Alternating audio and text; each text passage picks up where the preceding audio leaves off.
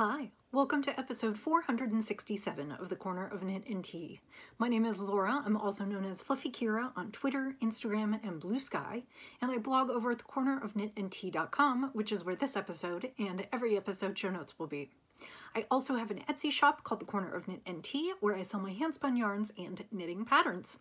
Hi, how are you? It is Monday, March 25th. It is an overcast and cloudy day coming to you just from outside of Kansas City on the Kansas side, and I hope that you are doing well. It has been a pretty good week. The weekend was crazy. I did a 5K on Saturday, and then I had the Knit for Food Knitathon, which I'll talk about a little bit more. And then Sunday I had book club and chores, and I was just generally sore and feeling a little bit under the weather, but I still managed to get some sewing samples done and a few other things. It was a busy weekend, and I'm left feeling like I could use a Monday to recover from my weekend, but we jumped right back in at 8 a.m. My notifications started going off this morning in Slack. So it has been a crazy busy day, but I wanted to come and chat with you for just a few minutes. It's about 3 o'clock in the afternoon here. I just have a quick break, and I thought I'd come say hi.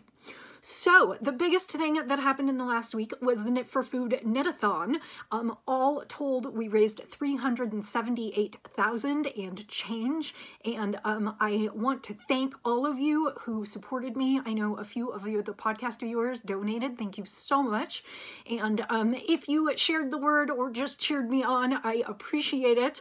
The Knit for Food Knitathon is the brainchild of Laura Nelkin, who is behind Laura Nelkin Designs, and she started it in 2020, no, I guess 2021, because this was the 4th year, and the point of the Knit for Food Knitathon is to knit for 12 hours in a knitathon. The idea originally sort of generated from Gilmore Girls, and all of the money, and I do mean every penny of the money that we raise, goes to 4 501c3 charities who are helping fight food insecurity. And those are Team No Kid Hungry, Feeding America, World Central Kitchen, and Meals on Wheels. And so those are all wonderful causes. And basically we raised $378,000 and some change. So each organization is going to get almost $100,000, which is pretty freaking fabulous. So last year we topped out at $341,000, so we grew a little bit this year, which is always fun to see. And it depends on where the money is going, how many meals it will provide. I believe Feeding America says $1 is 10 meals. On the other hand, World Central Kitchen, because they are working in often in places where there have been serious incidents, natural disasters, or other events, and it is harder for them to bring materials in. They said, you know, when they first start serving, it can be as much as $10 to $15 a meal, but sort of by the time they hit their stride, a few days to a few weeks in, it's about $3 a meal. So however you look at that, we got somewhere between 400,000 and, well, okay, we got somewhere between 100,000 and 3 million meals, depending on where the money's going. So it's really a great cause. It's a lot of fun. It kept me busy all day long. And I will show you some of what I did during it. So today I am drinking grapefruit oolong, which is a great black tea. I got mine from Adagio Teas, and it includes some Taiwan oolong and then natural grapefruit flavor, orange peels, and sunflower petals. So it is just a nice bit of citrus. We are in like a little bit of a weird weather loop. I mean, we are the Midwest, so it's kind of crazy. On Saturday morning when we went to do I did the 5K and my husband did the half marathon, it was 32 degrees when we set out, which actually, interestingly enough, it is cold, but it actually, once we got moving, it was kind of fine. It wasn't super windy, it was just chill, and the sun was out, so it was okay. Today we started at 62, but we're supposed to have thunderstorms and then go down into the 30s, so I don't know. So I'm drinking kind of a citrus tea, and I'm drinking it in my hoops and yo-yo mug, and hopefully it will caffeinate me for the last couple hours of the day. So a quick look at projects. I should say I am always surprised how little I get done. No, I'm always surprised that a 12-hour knitting marathon, I feel like I should be able to complete like an amazing amount of work. And honestly, it's not as much as you would think. It takes knitting takes longer than you would think. And so like, I'm going to do several pairs of mittens. Yeah, no, I finished one pair of mittens and I got a really good start on the second. So let me show you those.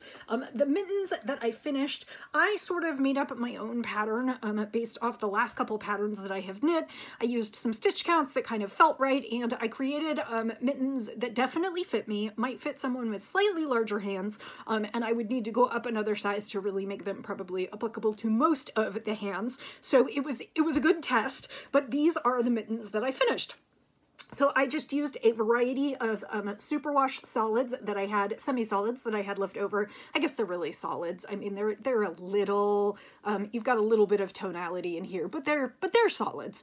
And I just went ahead and used a bunch of different colors that I had in my stash and made some fun stripy mittens. And I think I used up all of this teal. There was very, very little of that left, but yeah, I'm pretty pleased with these. They're kind of fun. Like I said, they definitely fit me. So they're probably teenager or adult small mittens, and you might be able to get a medium hand in there, but you might not. They are pretty perfectly my size, which is probably why it made sense to me.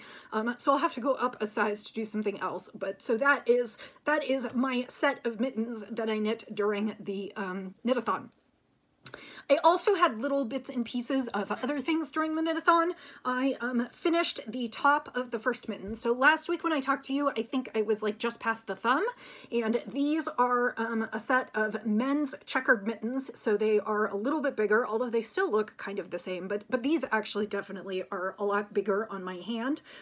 So, well, yeah, you can see I've got about an inch at the top here, and wide. They can definitely go wider, and the thumb hole is pretty big. So this is a free pattern. It's called Men's Checkered Mittens. It is available in 2 sizes for men, 44 stitch count and 48 stitch count. It is a free download from Ravelry. The link, I didn't put a link in the show notes because I didn't want to put a link, but to Ravelry for those who have trouble using it, but there is information in there where you can find the pattern. So I had knit most of the first one and I just had to put the mitten top on, but then I went ahead and started the second one and actually got to just past the thumb.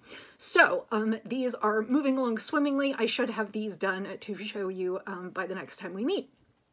So the last thing that I worked on during the day on Saturday was I worked on some chicken stuff, and actually chicken stuff kept me fairly busy last week.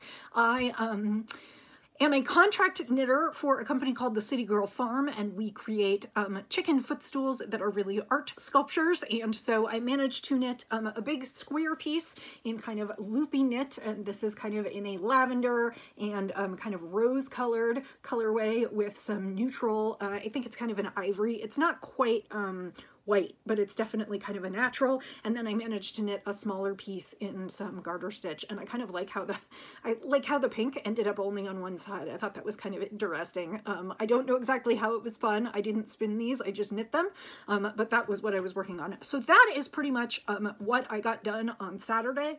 I did knit another repeat on my blanket that I was working on. That is the mosaic blanket by Pearl Soho. I did not bring that this time, just because I didn't think it was really necessary to show you another repeat in what's going to be a really long blanket. So those are the things that I have been working on this week. I would love to finish up that pair of mittens. I don't know if I will cast on another pair of mittens or if I will go back to, I have a tank top tee that I was working on and I put it down. So either I will do one more pair of mittens or I will go back to that next. And so I'll bring that to show you next week, but I definitely want to have this pair of mittens finished. And like I said, I've got the first one done and I've got the second one halfway done, and then they both need thumbs, which actually shouldn't take me that long. So that's where I'm at on the knitting. For a really quick spinning update, I did not do much spinning this past week. I did spin yesterday, and so I finished the fiber that I had in progress, which was from Created by LCB, and it was Enchantress on Falkland, and this is what I have. So it's blacks and reds and pinks and then greens and kind of teals, and then it's got a little bit of white in it at just a few spots in the braid. You can kind of see them on the bobbins. And my plan is to ply these, and you might notice I don't think the bobbins look terribly equal. My guess is that I did not separate appropriately, and so I will have a little bit of creative plying to do at the end. But my plan is to ply this week and then start on my next spin, which I have actually brought to show you. So the next spin is fiber that I bought from my local yarn store, which is Yarn Social KC. They carry a variety of indie yarns and fibers, and I love shopping with them either online or in person, and I would certainly suggest, if you are looking for, if you don't have a local yarn shop near you, Yarn Social KC would always love to be your yarn shop. They do not pay me for advertising. I do not spend a lot of time there, but it is just a really lovely shop, and we've had yarn shops come and go in Kansas City in the 16 years that I have lived here, and I really hope this one sticks around because it is really, really special. I love it. So the fiber that I am spinning comes from Gritty Knits. I have spun her fiber before. I have purchased it a few times at Plyaway, which is here in Kansas City. And this is a superwash braid. It's 4 ounces of comb top in Shockwave. I'm sorry, and it's in Rambouillet. So this is going to be fluffy and delightful, and it's purple with all these other pops. And I'm very excited to dig into this one. I think this will be lots and lots of fun. And this is going to go into the shop when I'm done with it. So if those are your colors, keep an eye out for it. So that actually is all I have this week. I know it's really, really short, but everything that I did kind of fit into a very compact time, and I just didn't get as much done as I thought I would. So I'm excited to share these things with you. I hope that you have a lovely week ahead, that you are having fun crafting. I hope that I will have more to show you next week. I have been doing some sewing projects, but it is for a project at work, so I really hate to talk about them before the project at work launches. Once that launches, I'll bring all of the things I've been working on for the last little bit and show you. And I do have another quilt that I'm going to get into, I hope, shortly. So there will be some sewing content coming up soon. So I hope you have a lovely week ahead, and I will say, as I always do, happy knitting, happy spinning, happy sipping, and I'll see you next time. Bye.